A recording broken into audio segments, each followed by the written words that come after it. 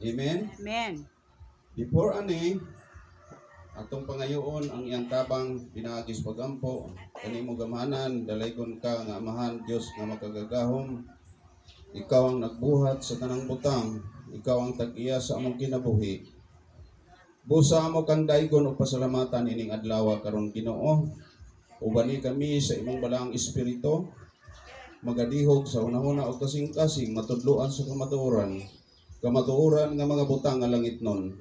Ihatag nimo kanamo karong adlaw. Among gipasalamatan sa pangalan ni Hesus. Amen. Amen. Subon ko maimbuntag kaniyong tanan ang karakter dere sa akong gikuhaan og verse kani si Jose og si Eliseo, no? Ya sa tuang modernong panahon mao ni si Pablo, Pedro, Juan, Santiago ug si Felipe. Ano siya? Kumandayon kita na sab kanya giloto sa grabing mga pagsulay bagyo sa kinabuhi na ang ingon ana ang dagan sa ato ang pagtawag ngadto sa Ginoo. Naay mga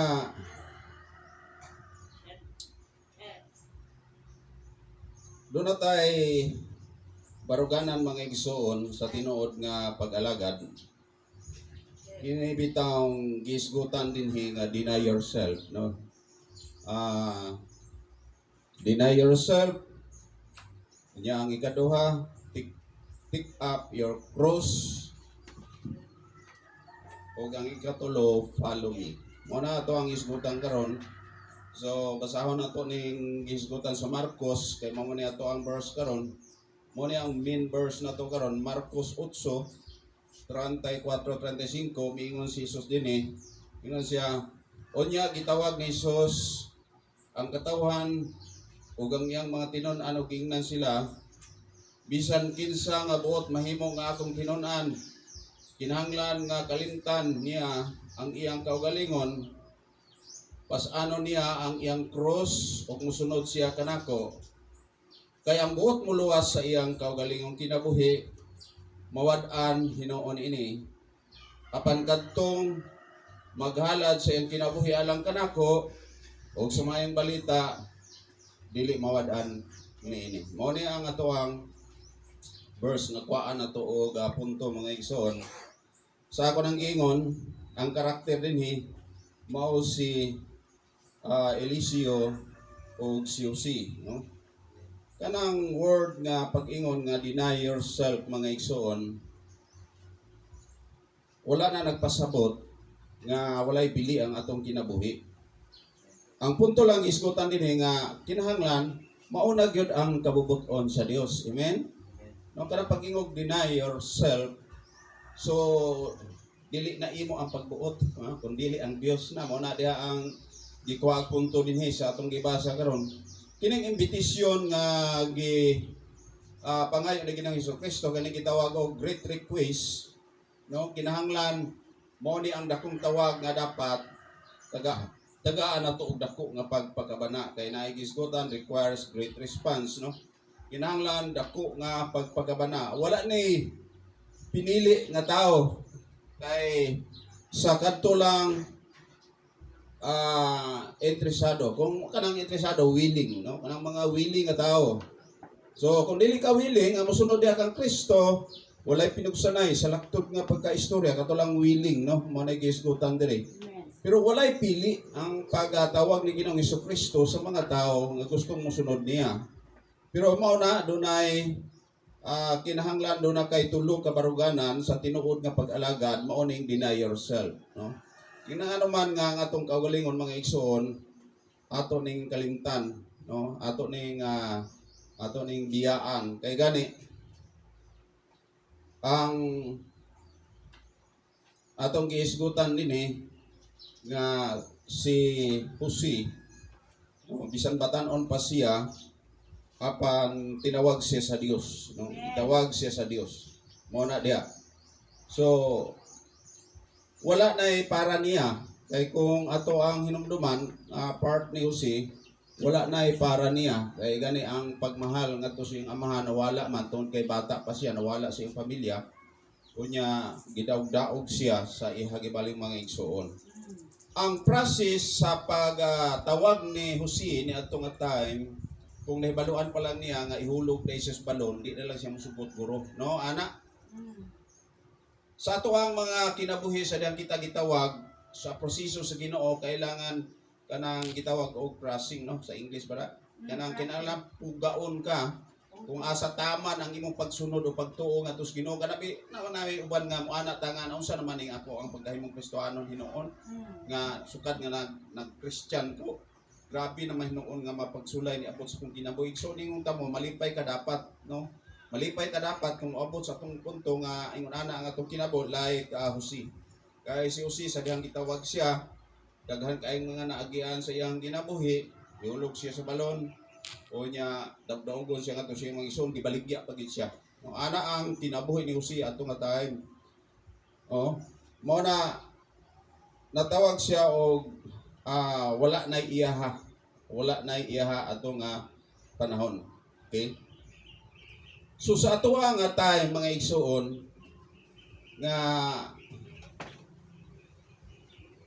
dunay mga pagsulay nga niabot sa atong kinabuhi sa dihang kita nahimong Kristohanon kay wala na sab nato nga kana bitawng ang happiness nga dapat nato iuban nato sa atong mga suod sa atong kinabuhi, mga anak nato atong gipangbiyaan na, no, ang ato ang gihimo nakafocus ta sa nakasentro ta sa tanan nga mga programa o activities nga gisunod nato nga iya sa Ginoo. Mao na ang ato ang life ug karon napunta sa gitawag nga deny yourself. Kay kining bagyo mga ison kung ato ang sumahon, ang bagyo kung sa literal nga kinabuhi, kung abot na siya, so daghan kayo ang makita nato nga mga damages, no? Makita nato mga putol ang mga kahoy, no? Mga kining balay, mga guba, mga ingon ana tungod sa bagyo nga nahitabo nga nakita nato nga sa realidad nga kinabuhi. Kung nagsayra ninyo ang katong bagyong Pablo, daghan na kayo ang makita nato nga grabe nga damage ni ato, daghan pang nangamatay. Ingana ang pana nato na eksperyensyahan nato nga mga pagsulay gani daghan mang mga Kristohanon sa niadto nga panahon sa bagyo, no, nakasinati sila og grabe nga kasakitan sa ilahang kinabuhi. No, minahal silang kinabuhi, nawala tungod ato nga panghitabo nga bagyo. So kanang tanan mga igsoon, isa na siya ka part nga sa dihang kita nagsunod kang Ginoong Hesukristo. Sa laktod dapat madinawaton ta. No? Dawat ta kanunay sa kung unsay mahitabo nato kay kana bang walay kondisyon, kana conditional nga Lord mo alagad ko nimo kung naa ko'y kwarta daghan. Kana mangingana Lord mo alagad ko nimo kung maayo akong panglawas. Lord mo alagad ko nimo kung maayo ang kahimtang sa akong mga anak. Mga mo nay mga butang nga nag-alagad ka nga conditional. Like atong sabton sa kinabuhi balik tas kinabuhi ni Jose nga si Jose gyud ang iyang kinabuhi gihatag ngadto sa Ginoo. Og ang kining isgutan sa ikaduha, take off your cross. Naana diri sa atong gibasa ganina nga ni ana si Ginoong Hesukristo, no. Ingana siya diri bisan kinsa nga buot mahimo nga akong tinun-an kinahanglan nga kalimtan niya ang iyang kaugalingon ug pas-ano niya ang iyang krus ug musunod siya kanako. Klaro kayo. Og sa kahimtang ni Eliseo, ato ang kuhaon ang kinabuhi ni Eliseo mga igsoon nga bisan og lisod, no? Ang cross mo ang butang nga lisod pero kinahanglan para sa buluhaton sa Dios like Eliseo, no, sa gisgutan sa unang hari 19:21 ato ang i-considered mga igsoon kining gisgutan sa unang hari, no? Nagisgot siya diri. Ingon siya sa unang hari, og mibalik siya og gikuha niya ang mga baka og giihaw og giluto niya kini og may iyang gisunod ang mga yugo og iyang gipakaon sa katawhan. Kunya misunod siya kang Elias ingon nga katabang. Wow, no? Ingon ana ang invitation kang Eliseo sa dihang siya gi-invite sa Ginoo. No, ang naka invite pod niya isa ka pamaagi sa Ginoo nga kini si Eliseo kay kini si Elijah, si Elias, so mo ni siya ang masinundanong propeta ngadto sa Ginoo. So doon na sila kasabutan sa Ginoo og ni Elijah part adtong ilahang ingon nga mangita kag tawo nga idugang kanimo ana ang Dios, no? Basa ta dito sa paatras ta sa unang hari nga imong dihugan. Mao na to nga time nga sa dihang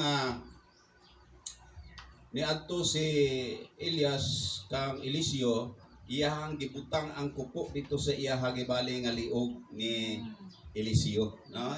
Mao to ilhanan nga dinihugan siya o tinawag siya.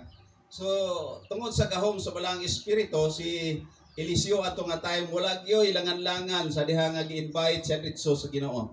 No, ingagi ingon dayon siya dinhi no, hingana siya dinhi nga ana siya diri nga kung ato ang kanan atrasan ang ato ang gikuan ana siya nga ingon siya nga tuguti lang usa ko. Ingon siya tuguti ko nga makaadto sa ako ang inahan og amahan kay mohalo ko mananghid ko ana dito ang giistorya dito ni Eliseo. Nya miana si Elias nga okay, wala ka din diha no, moadto ka dito. Pero pag adto niya dito mao tong ibalik siya niya ang nahitabo ang gikuha niya ang mga baka niya iyahang giihaw no, giihaw dayon giluto niya ang gigamit niya nga pangluto kadtong gitawag sa English yolk o kaning yugo no, yugo niya gisuknod tanan niya kay daghan man ang kahoy ana kay imagine upat man ka baka nga himuong daro so daghan ang yugo may tabo ana no. So mao to iyahang gihimo nga kanang sugnod unya gipakaon niya ang iyahang mga iyahang mga katawhan, iyahang mga sulugoon ni atong nga time.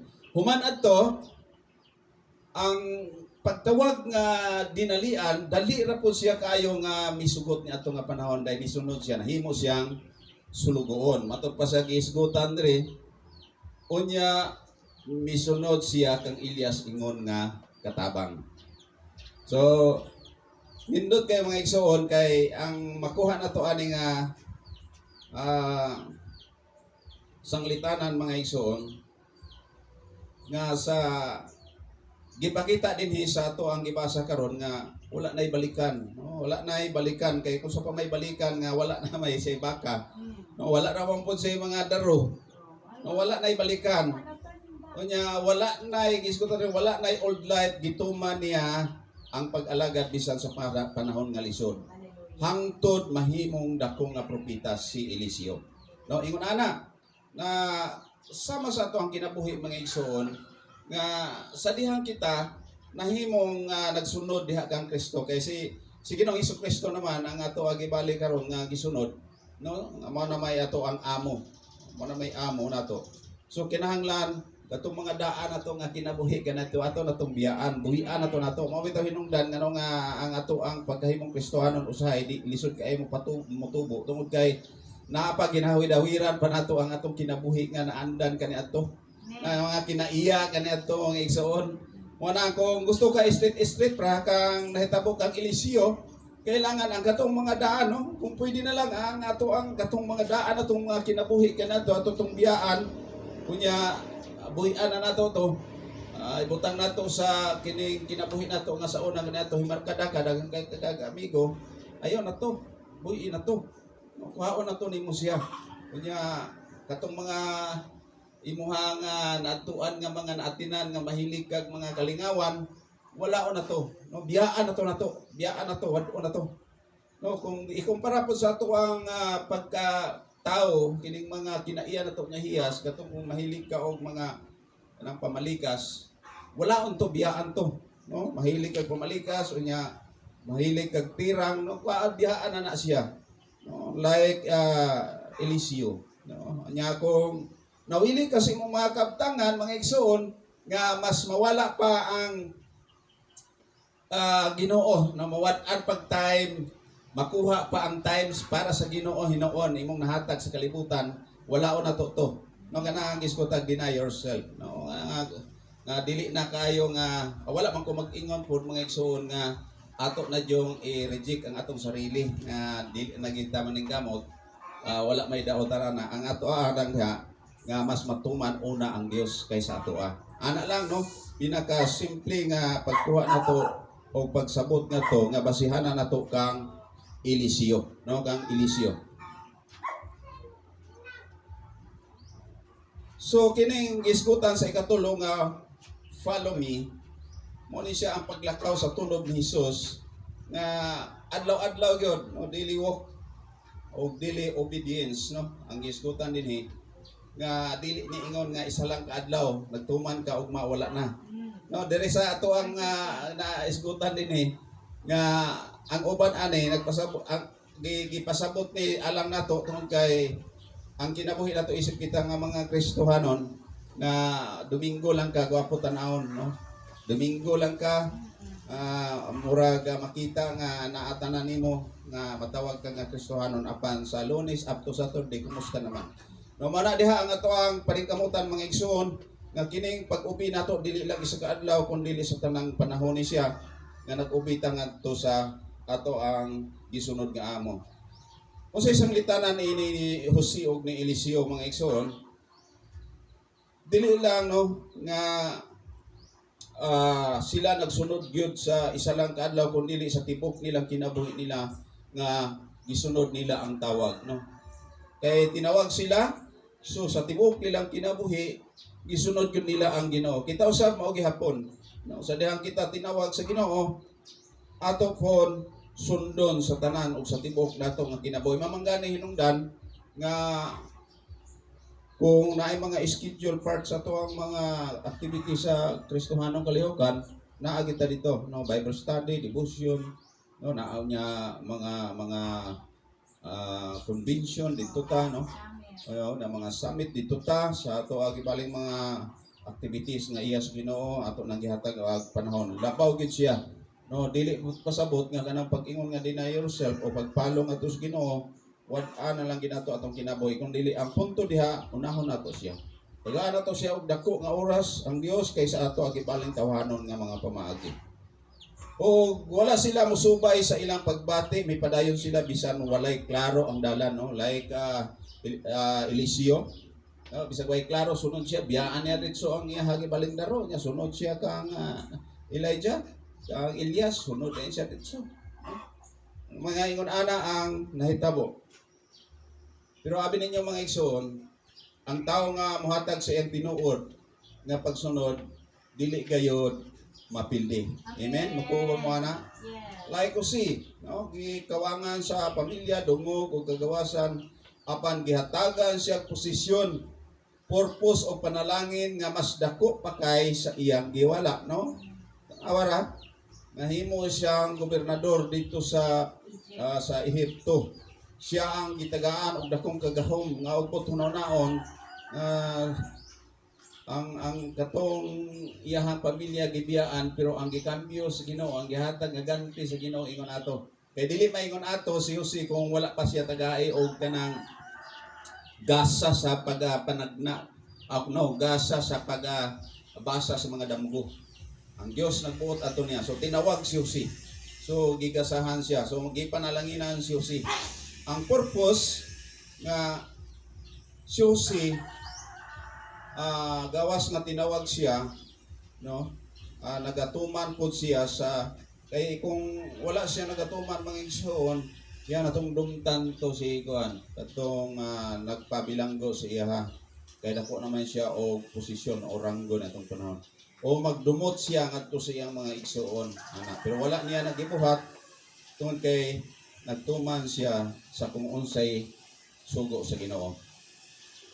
Si Eliseo gibiyaan ang iyang kinabuhi apan gihatagan siya sa Dios o kanang gitawag double portion. Ano na double portion nga anointing nga nadawatan ni Elias. Kung unsa ang nadawatan ni Elias, gidubli kang Eliseo. Mao na ang gihatag sa Ginoo nga ganti niya no sa iyang pag matinumanon bisan og lisod kay nga kahimtang mga isonapan dunay ganti gihatag nga kadtong nagunita ni Eliseo gikan kang Elias dili basta-basta kay times 2 ang gahom.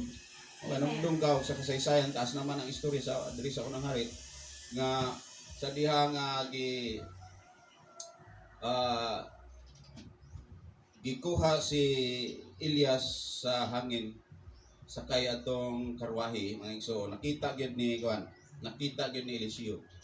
Kanya ang ilang istorya ato sa dito sa Jericho nga nagpagsamtang gabaktas sila ni hangyo si Eliseo nga before pa nga na siya kang Eliseo nga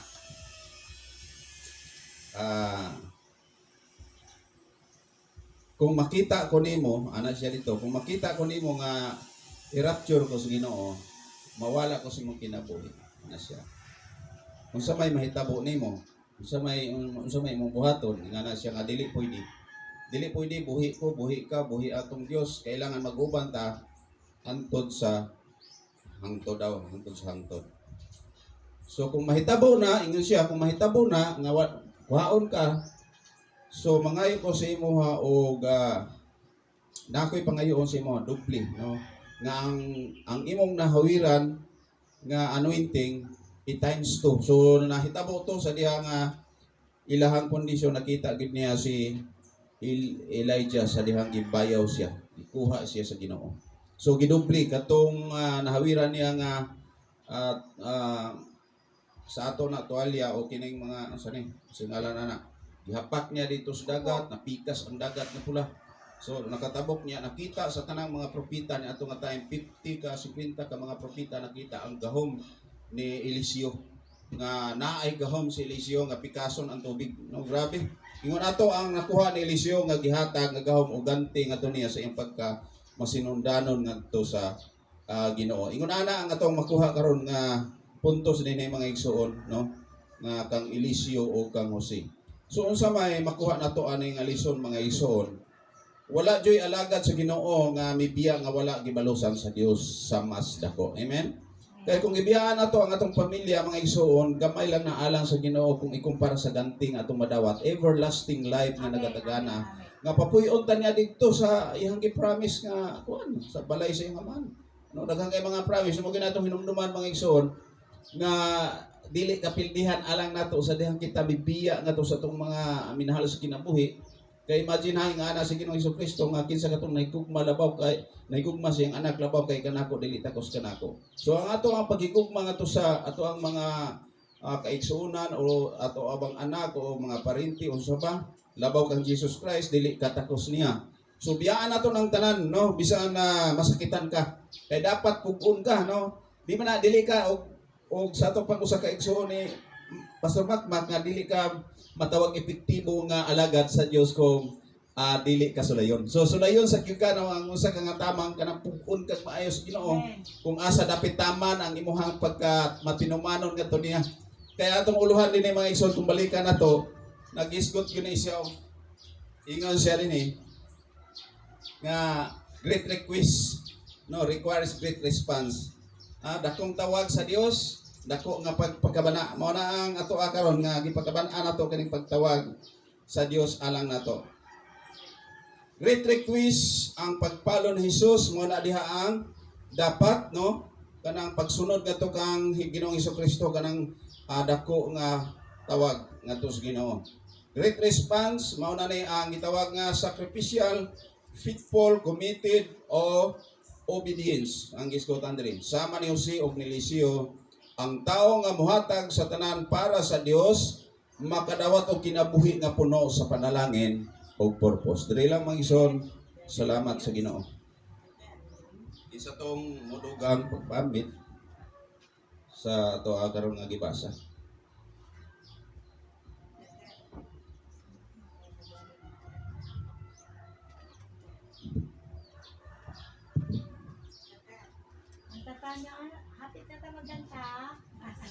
Amen na, salamat kay sa nindot kay nga pulong sa Ginoo.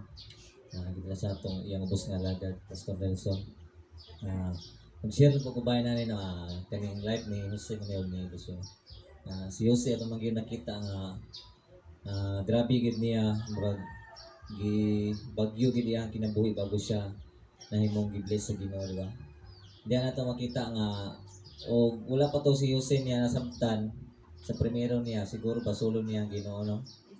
Kung wala niya nasabtan pero pag-abot sa tumoy naman gid katuyuan, no? Ay nakita nato nga pag-abot sa tinggutom iyang pamilya siya gyapon nakatabang nga nakaandam na siya daan dito kay nahimo naman sa gobernador. Mao na nga isa kung sa nga pagsulay ay mong maagihan karon ayaw dahil na og tutuki ang pagsulay karon ang tutukan nimo ang solusyon o unsa ang umaabot nga giandam sa Ginoo para nato kay dili man na makita karon kay napamakas sa pagsulay makita nimo kagul pa man pero pag-abot na sa tumoy makita nimo ang kalipay nga kuan giandam gid sa Ginoo, no? Nga pagka matinumanon lang gyud obedience, no? Kay daghan na kayo kanang nahitabo nga pinaagi sa obedience nahitabo silang kinabuhi nga gibless gid sila maayo sa Ginoo.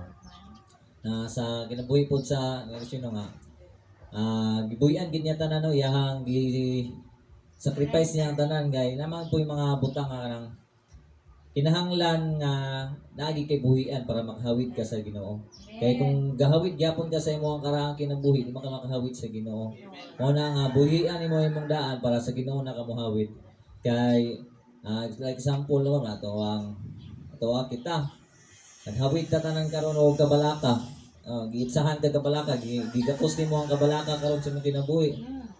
Kung saan pa man imo pagsalo sa grasya nga blessings nga iitsa sa Ginoo nga naman imuhang mga kabalaka gigapos naman nimo puno naman nimo kamot. Pag once buhian na nimo mag-itsa na ng grasya ang Ginoo sige na lang kag salo.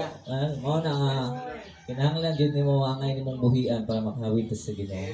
Mao na nga dalay gyud kayo ang mensahe sa Ginoo, no, nga deny yourself kung sa kalibutan ginaingon mo gina sa kalibutan be yourself, no?